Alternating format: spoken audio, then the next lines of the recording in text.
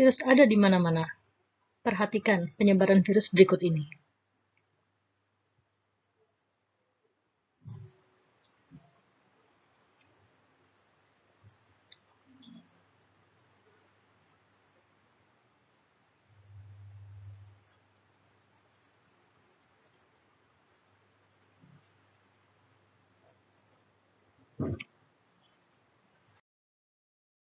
Halo, salam sehat, salam sejahtera.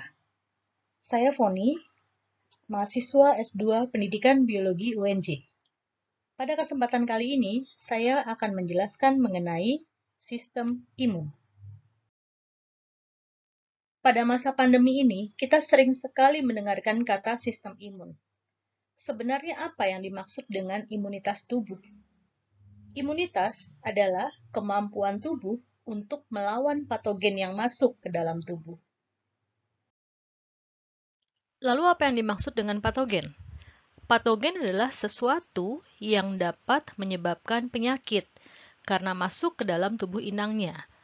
Patogen dapat merupakan sel, contohnya adalah bakteria, dapat merupakan benda setengah mati atau setengah hidup yang disebut sebagai virus.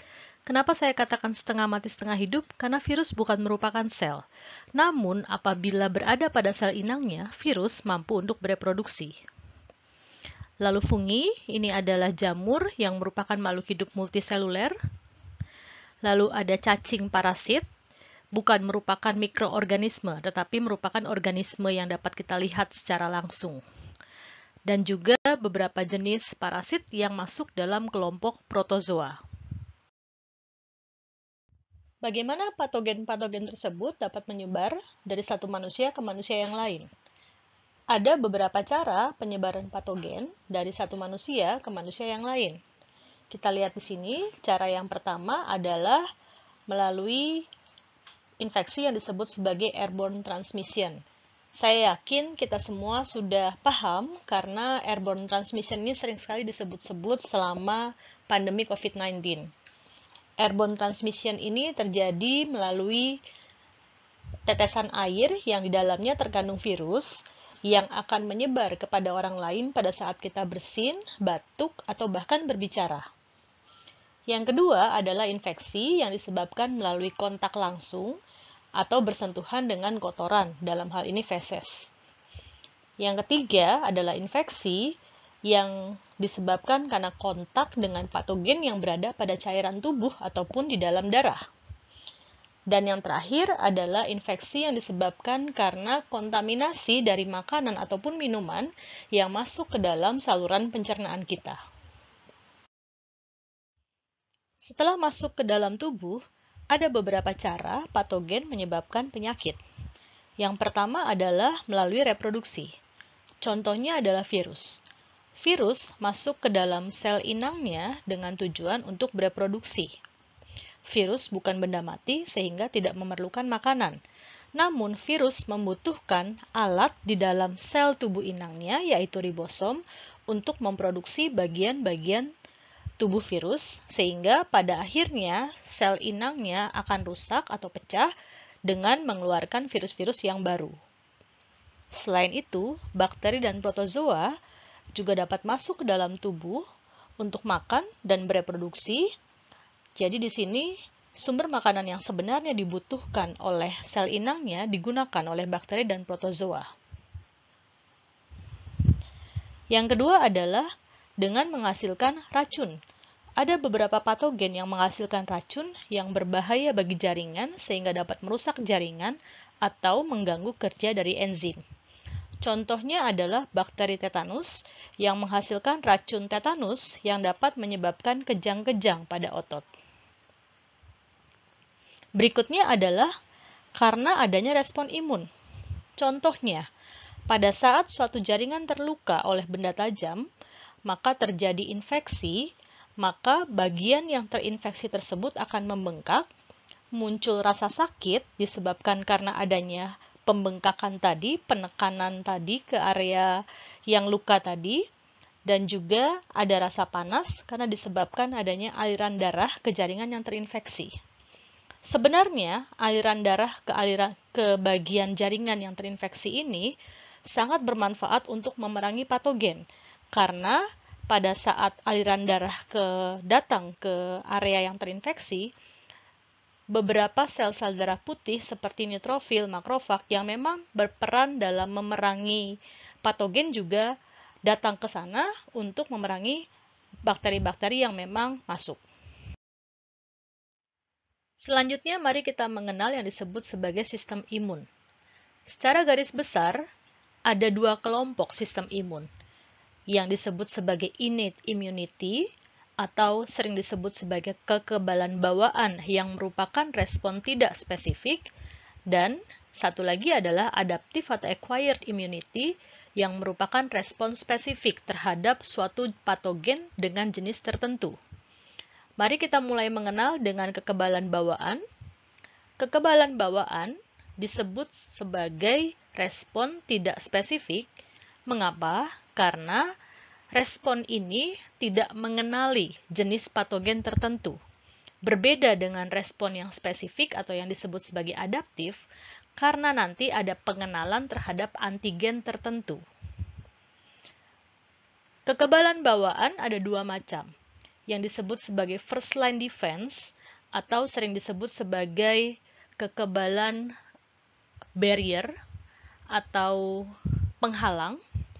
Contohnya adalah kulit, membran mukosa, lalu juga bakteri-bakteri yang ada di dalam tubuh kita yang sering disebut sebagai normal flora.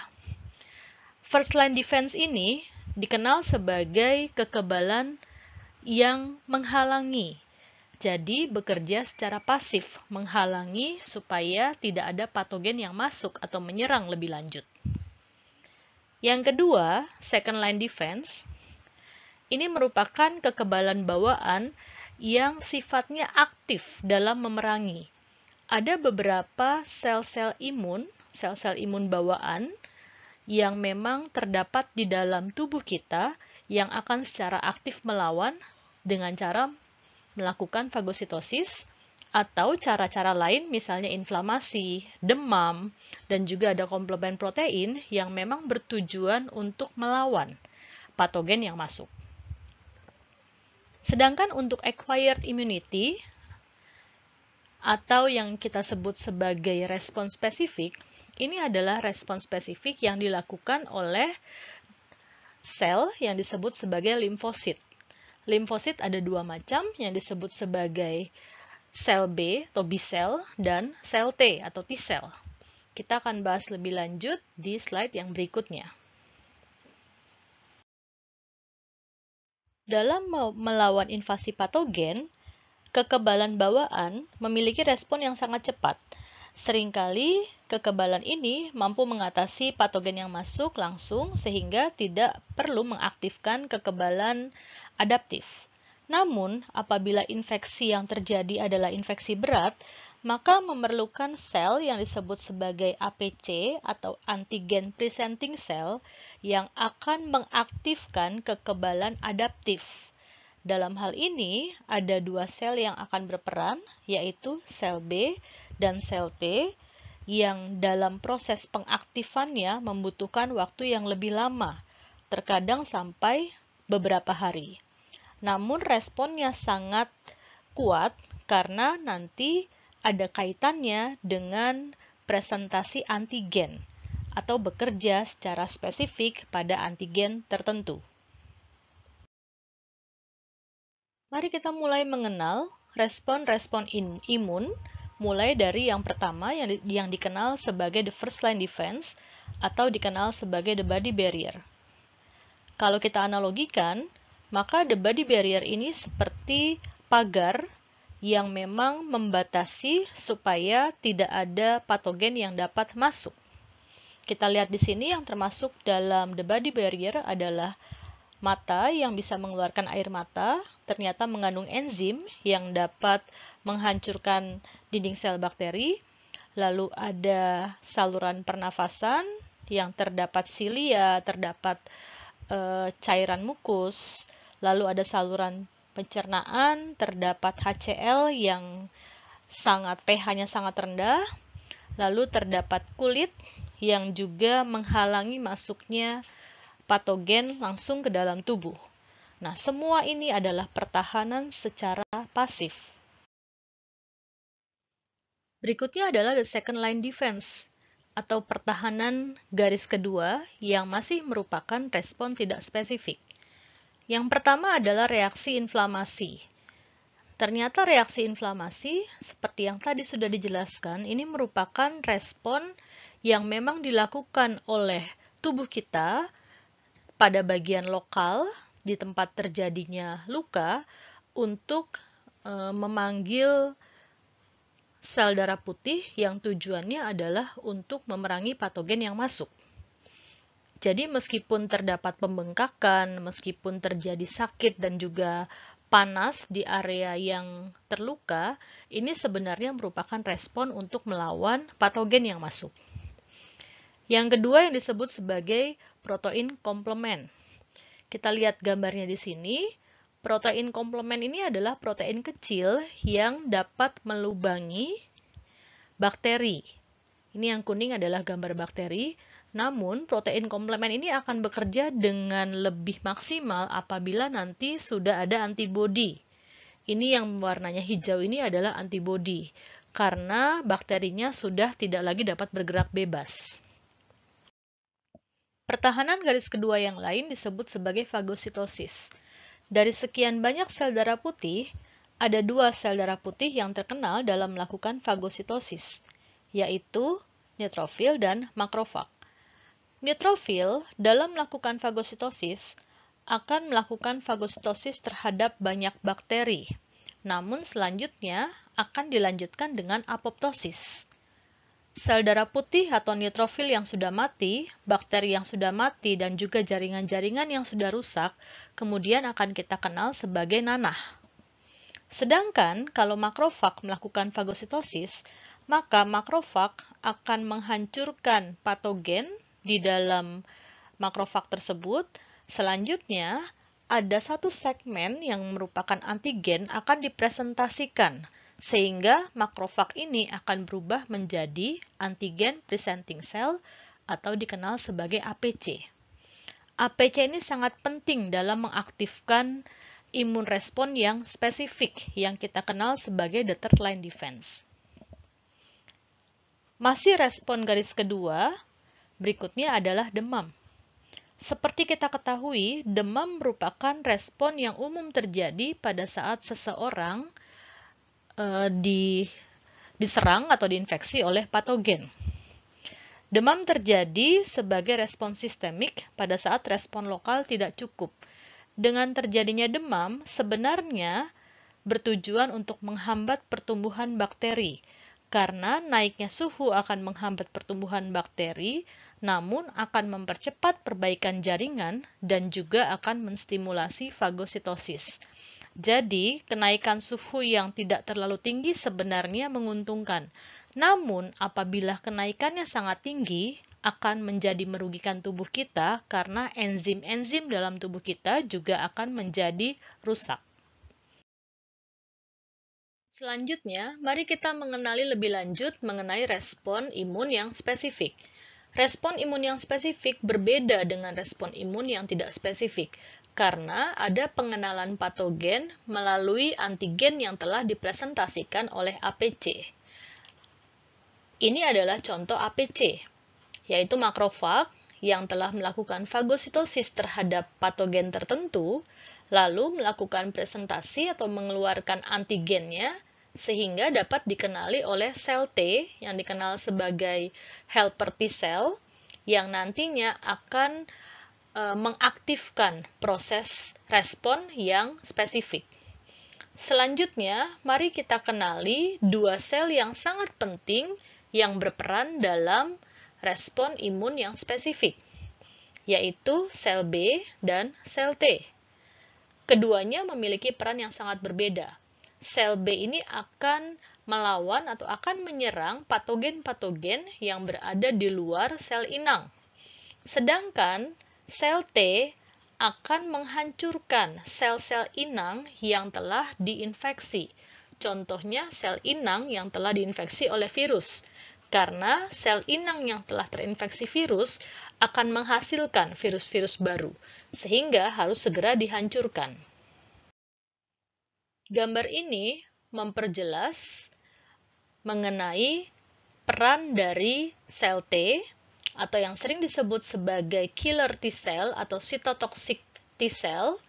Di sini kita bisa lihat bahwa sel T yang killer T cell ini berfungsi untuk membunuh sel yang telah diinfeksikan oleh virus, sehingga sel ini akan mati sebelum virus-virus baru keluar. Sedangkan yang kedua, sel B ini akan berubah menjadi plasma sel yang akan mengeluarkan antibodi. Ini yang bentuknya seperti huruf Y ini adalah struktur dari antibodi yang nantinya akan menetralkan atau akan melumpuhkan patogen-patogen yang berada di luar sel inangnya.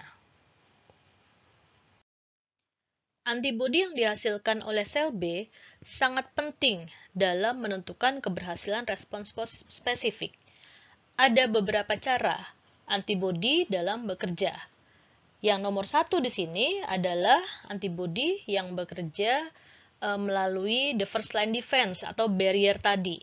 Ini adalah sel inang, contohnya misalnya mata pada saat mengeluarkan air mata. Misalnya kita kemasukan debu lalu ada air mata yang keluar, ternyata air mata tersebut mengandung antibodi A atau IgA yang dapat melumpuhkan atau menetralkan racun atau virus yang akan masuk. Yang nomor 2 sampai dengan nomor 6 adalah mekanisme kerja antibodi di dalam tubuh kita. Kita lihat di sini nomor 2, antibodi menempel pada flagella bakteri. Dengan demikian, bakteri menjadi tidak aktif sehingga lebih mudah untuk difagositosis oleh makrofag. Yang ketiga adalah reaksi aglutinasi. Aglutinasi terjadi apabila ada beberapa bakteri diikat oleh banyak antibodi.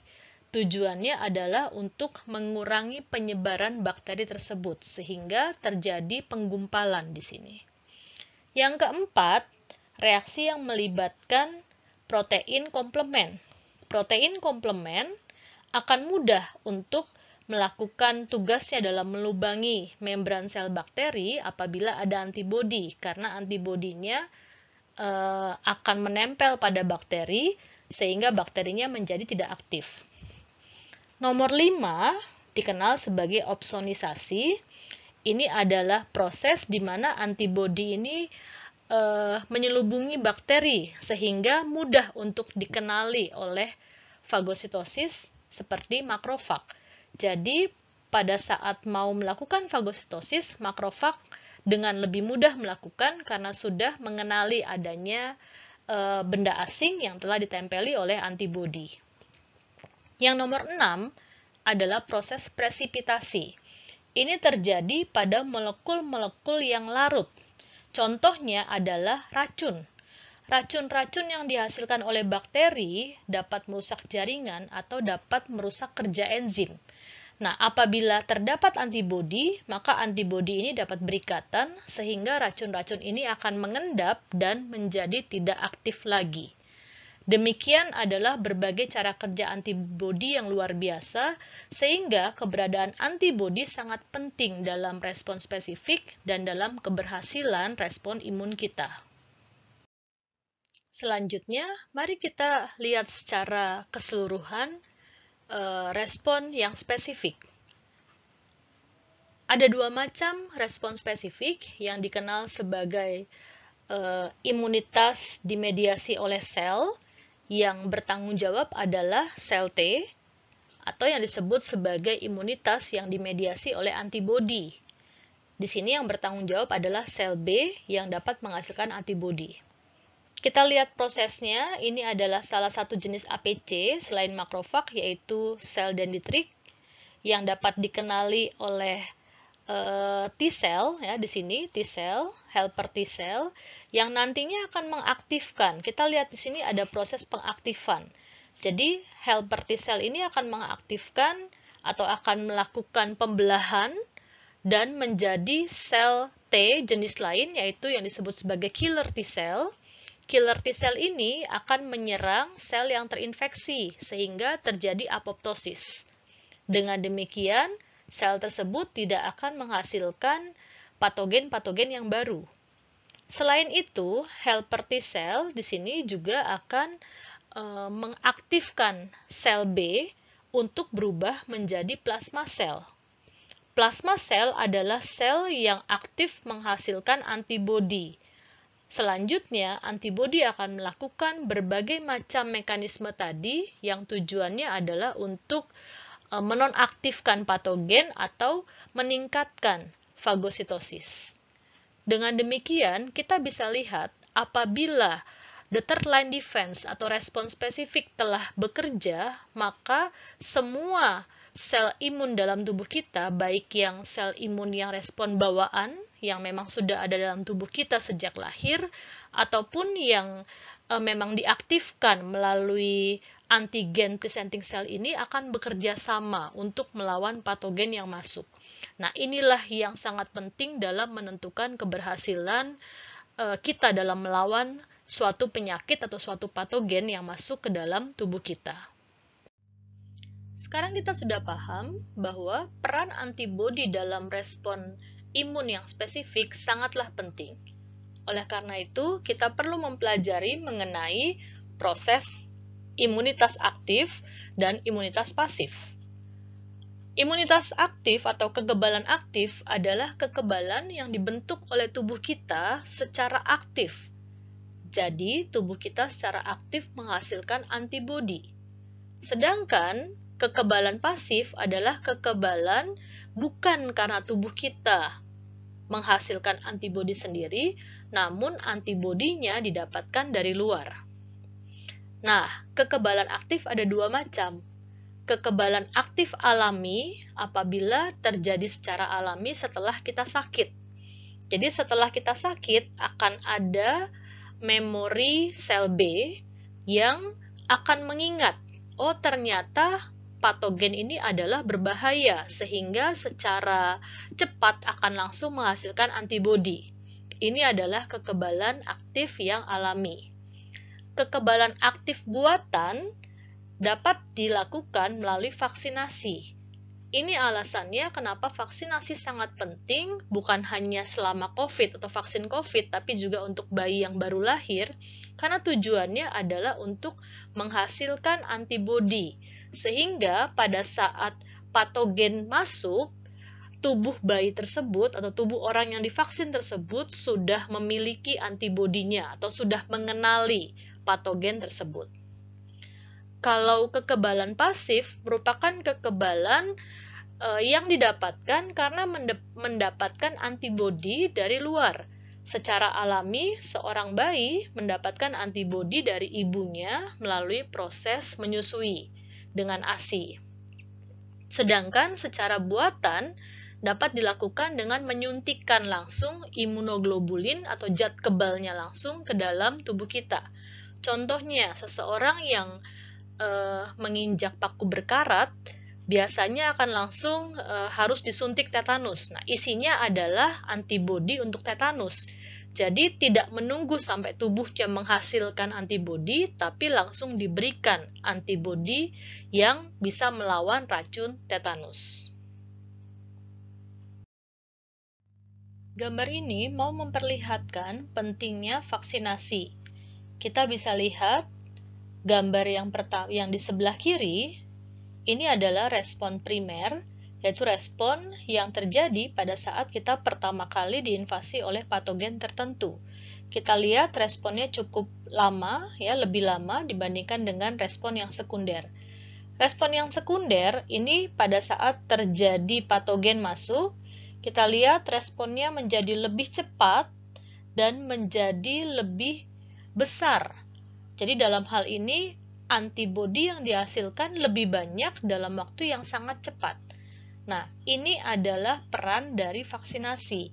Vaksinasi itu adalah proses memasukkan antigen asing, biasanya dalam bentuk virus yang sudah dilemahkan atau toksin yang sudah dinetralkan, sehingga dapat memicu munculnya antibodi.